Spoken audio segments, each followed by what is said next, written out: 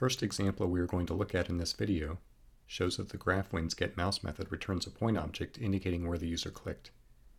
Previously we've used the getMouse method to wait for the user to click, but ignored the return point since all we wanted to do was wait for the user to click before continuing to execute the code after the call to the getMouse method. We create a window. In the earlier graphics examples we specified a width and height for the window. If you don't pass parameters for the width and height, the GraphWind class will use default values for them. Next we call the setChords method. There are two good reasons to do this. One is it allows us to change the size of the window and still have the objects we place in the window appear relative to the size of the window. The other reason is it makes it easier to center the text we create next. Since the coordinates of the window have 0, 0 at the bottom left and 10, 10 at the top right, the x-coordinate 5 is in the middle of the window and the y-coordinate 0.5 is slightly up from the bottom.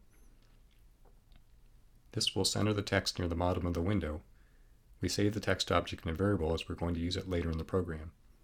Once we draw the text object, it appears on the screen. Now the program will wait for a mouse click and the location of the mouse click is stored in P1. Next we draw the point so it appears on the window. We repeat the process and wait for 2 more mouse clicks and draw each one. These points will be in terms of the coordinates of the window since we called the setChords method.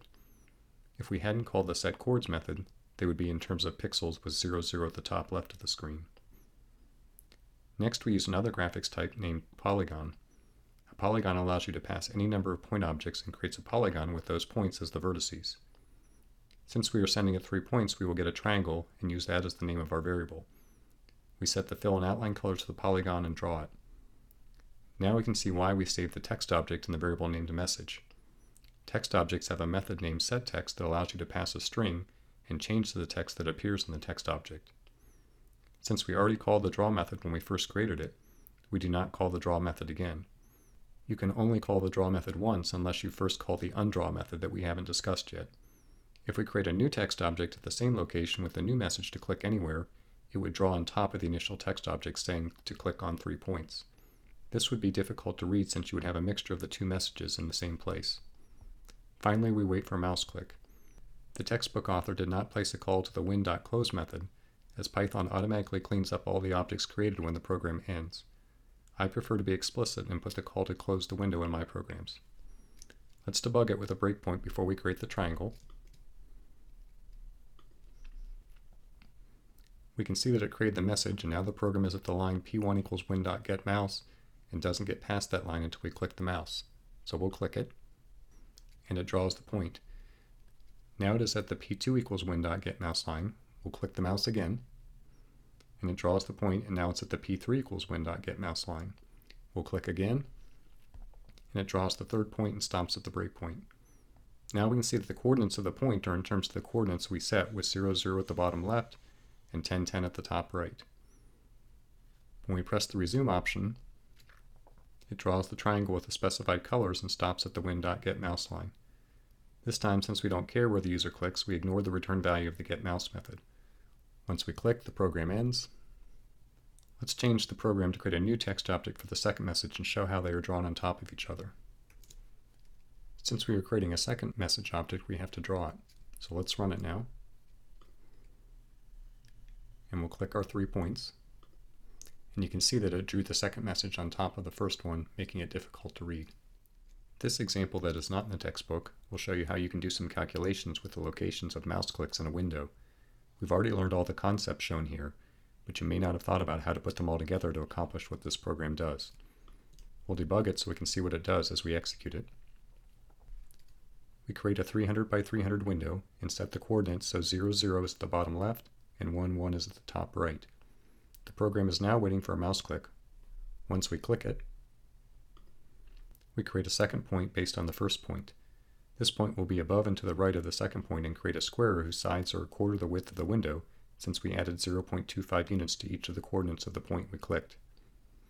I'm using the keyboard shortcut for resume that you can find in PyCharm's Run menu. On the Mac it is Command-Option-R. This continues the execution until the program ends or it hits another breakpoint. Now we'll draw the square and wait for 2 mouse clicks. After clicking those, we'll see how the rectangle object can create a rectangle based on 2 points. Our P1 and P3 are the diagonally opposite points. I've drawn the points so it is easier to discuss the coordinates. We create P2 so it has the same x coordinate as P1 and the same y coordinate as P3. That produces the point here. Next we create P4 so it has the same x coordinate as P3 and the same y coordinate as P1. This produces the point here. Note that this works even if the second point we click is to the left of the first point we clicked, and it doesn't matter which point is above the other. And now we'll draw the rectangle based on those points. We've calculated the width of the rectangle using the difference of the x coordinates. Note that we need to use the absolute value function since we could get a negative value depending on whether the first click was to the left or right of the second click. We can then display the area using a text object. We can calculate the middle of the rectangle. The x-coordinate in the middle of the rectangle is the average of the x-coordinate of P1 and P3. This will work no matter which point is to the right of the other, since the average of two distinct numbers is between those two numbers. If we had tried to add half the width to one of the points, we'd need to know which point was the left point. We now draw the middle point to confirm it is in the middle of the rectangle. Next we use the Pythagorean theorem to calculate the length of the diagonal of the rectangle and display it in a text object. Finally, we wait for a mouse click before closing the window. This program should give you some ideas on how you can manipulate coordinates for other programs. This program from the textbook shows how we can create an object in the window for entering a string. The graphics class has an entry class, which is used for this. It is similar to the text object we've been using, except the user of the program can enter text in the entry object using the keyboard. Let's run it first so we can see what it does, and then we'll go back and look at the code. We have text objects for the Celsius temperature, Fahrenheit temperature, and convert it. There's a rectangle object drawn around convert it to make it seem like a button we can press. We now have an entry object for entering the Celsius temperature we want to convert. We can enter 10 and click to convert the temperature. It displays the corresponding Fahrenheit temperature and changes the converted text to quit. The program is waiting for another mouse click before closing the window, but we're going to leave the window open and look at the code. The program starts by creating a window and setting coordinates. Remember that 0, 0 will be the bottom left corner, and 3, 4 will be the top right corner. The entry constructor takes two parameters, the location in the GraphWin window for the center of the text field, and the number of characters wide it should be. So in this case, the entry object will be 5 characters wide. The entry object also has a setText method, so you can programmatically set what is in the entry field. We initially put 0.0 as the string in the entry object, and as we do with the other graphics objects, we draw it so it appears on the screen. Next, the code creates the text object where the converted temperature will be displayed. By putting an empty string as its initial value, we won't see it on the screen even after we draw it. Next, we create the rectangle and the text for the converted button. Now the code waits for a mouse click. Without this line, the user would not have a chance to enter any text, and it would continue below with the initial value of 0.0 that we put in the entry field. When the program is stopped here, the user can enter the temperature they want and then click the mouse. Note we don't save the location of the click. This means the user can click anywhere in the window and the program will continue. They do not need to click inside the rectangle. We will learn the Python if statement later so you are able to check whether a click is inside a rectangle or not.